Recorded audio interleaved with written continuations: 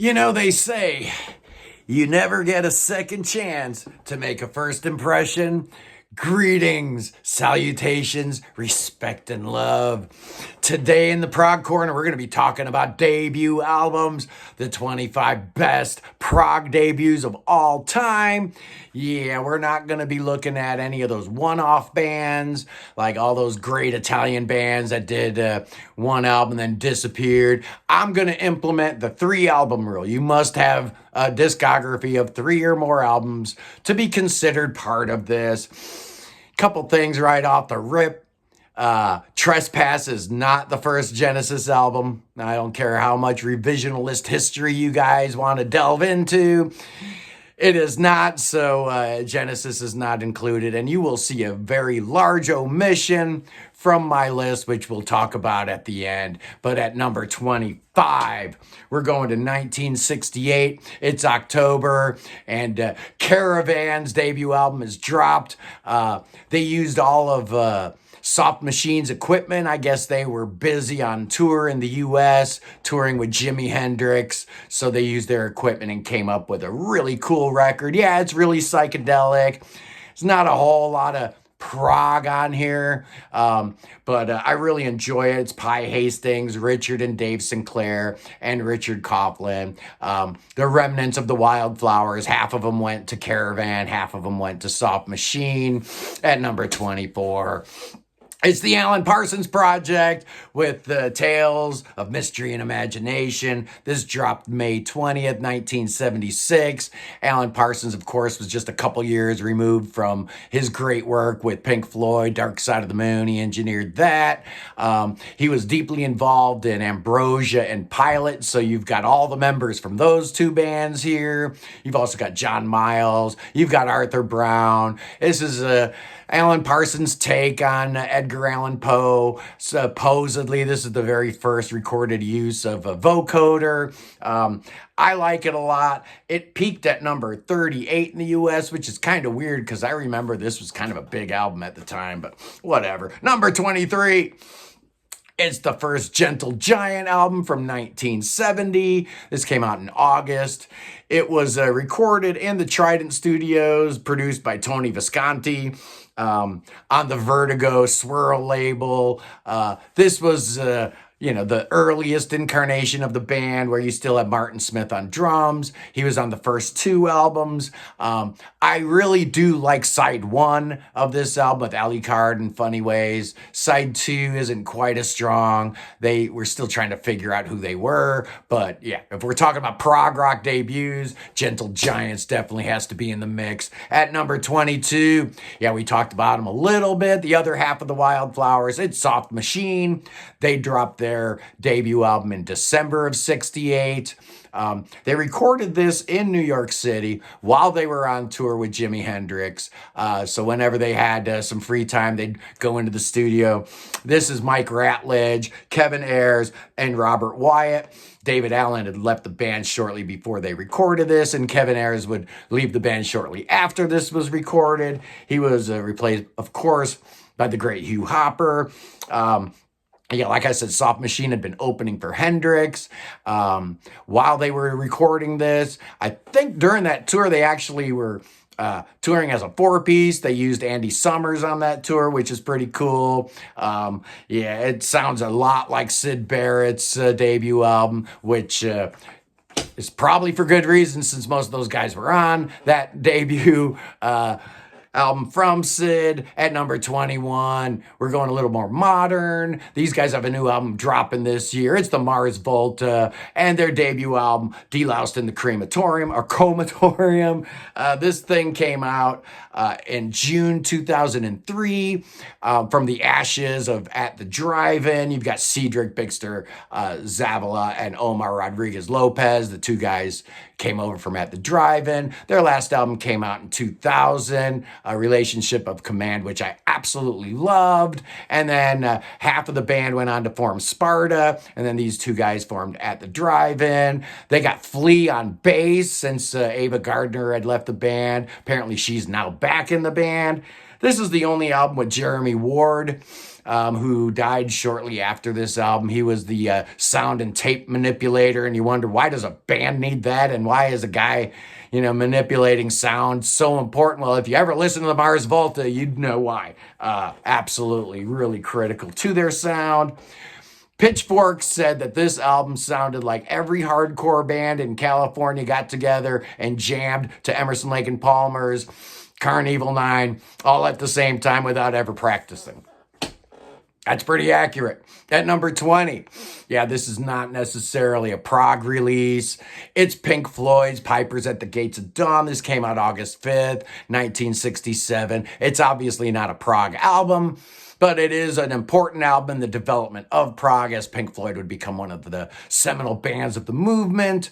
The first album clearly is a Syd Barrett affair, but there's some cool tracks on here. Astronomy Domini is amazing. Interstellar Overdrive is terrific. This only hit 131 on the Billboard charts, but Pink Floyd would have a whole lot sunnier career as things would go forward for them. At number 19, it's Andy Tillison and the Tangent from 2003. The Music That Died Alone. They're finally just now releasing this on vinyl. I've got it on order, so I'm really excited. This is where Andy Tillison took 3 guys from his band, which was 90 Degrees or Parallel, and then 3 guys from the Flower Kings, throw David Jackson from Vandergraaf Generator in the mix, and this was supposed to be a one-off, but it was so amazing that here we are in 2022, and they just dropped their 12th album, but their debut is very likely their best. It's just amazing. At number 18, talked about it a little bit, Vandergraaf Generator. September 1969, their debut album drops. This is a convoluted origin story. I guess this is originally supposed to be a Peter Hamill solo album. He was under contract with Mercury. Charisma signs Vandergraaf Generator, so they decided to do a little deal where Mercury got to release this as a Vandergraaf Generator album if they released Peter Hamill from his contract, so all subsequent albums would be on Charisma. It's the Aerosol Gray Machine. It's produced by John Anthony, who went on to produce Queen's first album, Genesis Nursery Crime, For Your Pleasure by Roxy Music. The guy's amazing. Apparently, this album didn't even get released in the UK originally. It's just crazy. At number 17, a little bit of an obscure one for you guys. It's Anyone's Daughter from Germany and their debut album, Adonis. This album is terrific. It came out in 79, so they were a little late to the party. But the side one epic, Adonis, is just incredible. These guys don't stray too far from the Eloy Novelist German prog playbook. They hailed from Stuttgart. Their first album, Adonis, fantastic. Their second album was the self-titled. Their third album, In Blue. Those 3 albums are just dynamite. Check them out if you don't know Anyone's Daughter. At number 16, it's Andy Latimer and Camel. Their debut album dropped February 28th, 1973 on MCA. It was the only album on MCA. They got signed to Decca shortly thereafter. This has got the classic lineup of Andy Latimer, Andy Ward, Peter Bardens, and Doug Ferguson on bass. Couple tracks on here are just amazing. Mystic Queen, I love that song. Curiosity is a great song, but they would really figure it out on their next album, Mirage, which is just incredible. But I really do like this debut album a lot from Camel. At number 15, we're going to Italy and Premiata for Nernia Marconi, or PFM for short, their debut album, Storia di un Minuto. Apparently they had an album out before this, but they were not called PFM, so we're not going to include that. This was one of the first of the great Italian prog rock albums. It is so good that when Greg Lake heard these guys, he had to sign them on the nascent Manticore label ELP put together. It hit number 1 in Italy. It was the first album in the Italian chart history to debut at number 1 on RCA Italy. This is the classic lineup of Franco Musida, Flavio Primoli, Mauro Pagani, Giorgio Piazza, and Franz Di Cioccio, who is the only remaining member in the band. I love PFM. Just a great, great debut. At number 14, it's 1967, and Mike Pinder's been working with this company making Mellotrons. So the Marvelous Moodies came out with an album in 65, but this is the first Moody Blues album, 1967. It was released in November, but it really didn't chart in the U.S. until 1972. The album got to number 3 in 1972.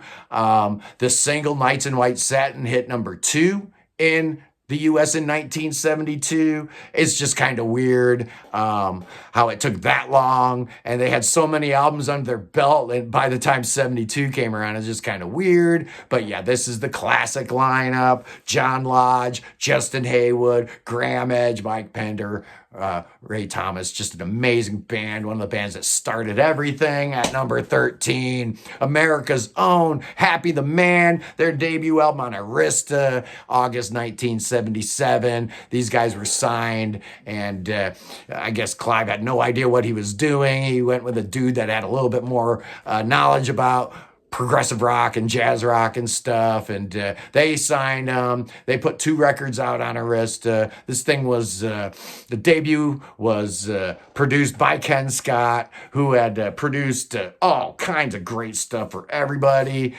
He was just an amazing producer, still is. Rolling Stone included this as one of the 50 best prog rock albums of all time. Who am I to disagree? Stanley Whitaker, Kit Watkins, Mike Beck, Frank Wyatt, Rick Kendall. What a great band. At number 12, we're staying in America, and as Neil Morse's Crew, it's Spock's Beard's debut album, The Light. This came out in January 1995. This is the only Spock's Beard album without Ryo Okamoto. He hadn't joined the band yet, so Neil's doing all the keyboard duties on this album. It's just incredible. The Light, The Water, Go Where You Go. I mean, just there's only 4 songs on here, and they're all amazing.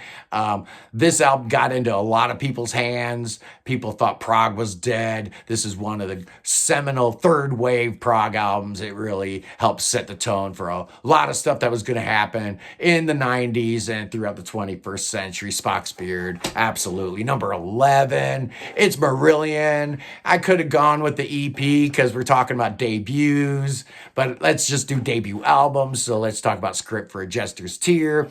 This is the only album with their old drummer.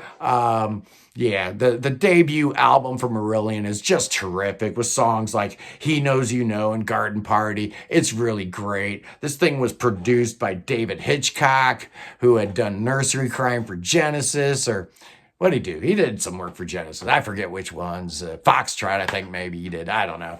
But this apparently was recorded at the Marquee, that famous club where all these bands got their start. Apparently there was a recording studio there.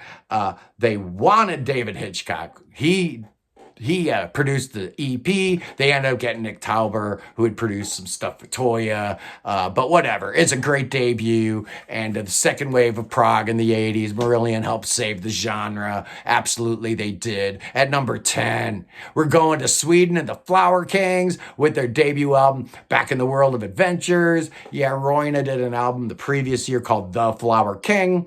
But this is the debut Flower Kings album, which is kind of weird because Hasse Froberg is nowhere to be found on this album, even though he was on The Flower King and he's on Retropolis. But I guess Roina lost his number, whatever.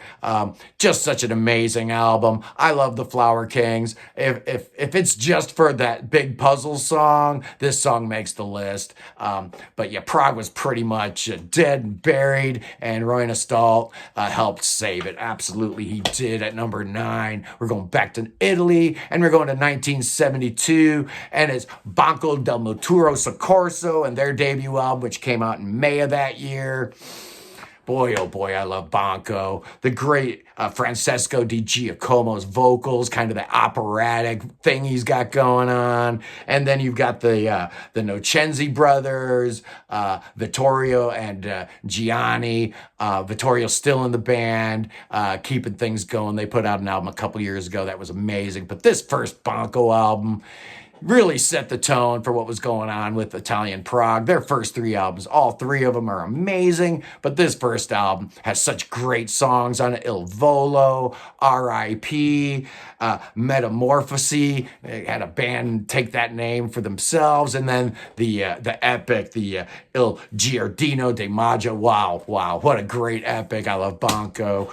At number 8, another band that helped save Prog is Anglagard and their debut album Hybris. This came out in late 1992, so the Swedes were really at the forefront of this third wave, and Anglagard was the first band to really break through. Hybris is an amazing album. It's just hard to believe that the drummer Matthias Olsson was only 17 years old when they recorded this. Yeah, Anglagard takes their cues from the old American prog band Cathedral. I do hear a lot of that. And in fact, Matthias and the keyboard player from Cathedral did an album years later to help prove that point. But yeah, Hybris is just an amazing record. At number 7, yeah, you can debate the prog bona fides of this band, but you certainly can't argue with success. It's Asia, and their world-beating 1982 debut is the biggest selling album of 1982. It was at the top of the charts for 9 weeks in the U.S. It was produced by Mike Stone, who was known for his AOR chops with bands like Journey, April Wine, White Snake. Robert Christgau called this schlock in the grand manner. Billboard magazine was a little kinder and said it was the perfect AOR fare for the 80s. Yeah, you know about Asia. You know the history there. You know about that album. At number 6, it's Transatlantic and their debut album, SMPTE, which is taken from the 4 band members' initials, but it's also a time code software that people use for video editing, whatever. I don't know. It's just an amazing album. This one was recorded in an actual studio. The later Transatlantic albums were all recorded at Neil's studio. But what's cool about this was originally the band was supposed to include Jim Matheos from Fate's Warning, but he was busy. So luckily he was busy because they called Roine Stolt as a replacement. And I just can't imagine Transatlantic without Roine Stolt. It just wouldn't be the same. I don't think I'd love them nearly as much as I do. I like Fate's Warning, but they're not the Flower Kings, man. At number 5, it's Mike Oldfield and Tubular Bells. Yeah, this thing just blew up the world in 1973. Dude Man was 19 years old when Richard Branson signed him and brought him up to the Manor, which was that recording studio that Branson had bought. It was originally used for other things, but he converted it into a studio. I guess Gong and Mike Oldfield were his first 2 signings. First 2 albums released were from Mike Oldfield and Gong, and thus helping set Virgin off on a course for world domination. Yeah, and he can thank 19-year-old Mike Oldfield for his fortune. Sure he can. Why not?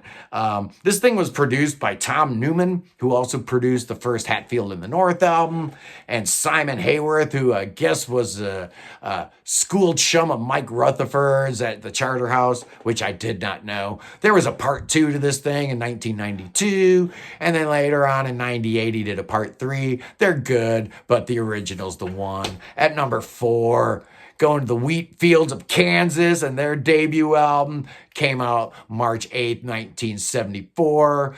These guys were discovered by a guy named Wally Gold, who was working for Don Kirshner. He had heard their demo and went to Kansas and went to go see him, and he was blown away by them. This album only got up to 174 on the Billboard charts, but they would have a whole lot more success later. It was recorded at the record plant in New York City.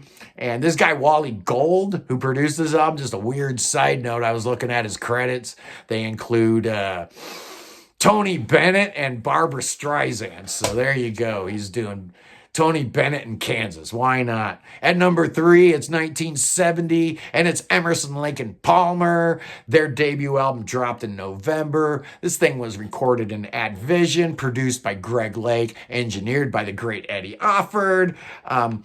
It hit number 18 in the U.S., but Lucky Man had a lot of legs. It carried through for a while and really helped make sure that this album eventually did go platinum, even though it only peaked at 18. A lot of people believe this is their best work. I do not. I think they got progressively better and better up until brain salad surgery, and my light just went off, you bastard.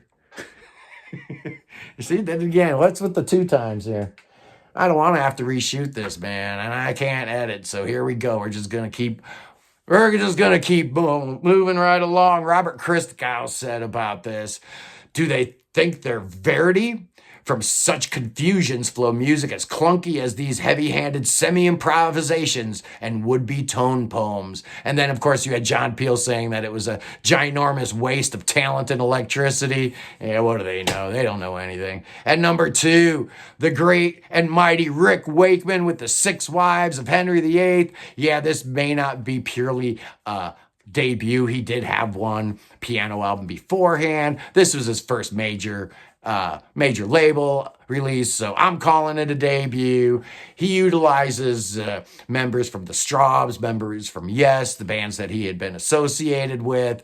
Apparently, he had gotten a 4-record deal from A&M, and they gave him a $12,000 advance and an old Cadillac, which apparently used to belong to Clark Gable. He had it shipped to England and subsequently lost it in his first divorce. Time magazine said of this album that it's an astonishing hybrid of classical and rock. And yeah, I couldn't have said it any better myself, but there's only one. Greatest debut album of all time. You know what it is. It's In the Court of the Crimson King. It came out October 10th, 1969. On the heels of the Giles Fripp album comes this thing. The Ian MacDonald influence cannot be underestimated. This is the album that just blew Prog up. Year 0 for Prog, 1969. The very first Prog album, etc., etc. You know the history. You know the talking points. But I think we can all agree that it is the greatest of all Prog debut albums. Anyway, I had a great time last week doing the 60s, but, clearly this is a Prog channel, so I'm going to stay in my lane and talk about Prog. Anyway, we're going to have some great episodes lined up for you this week. Have a great one. I'll see you clowns soon. Peace.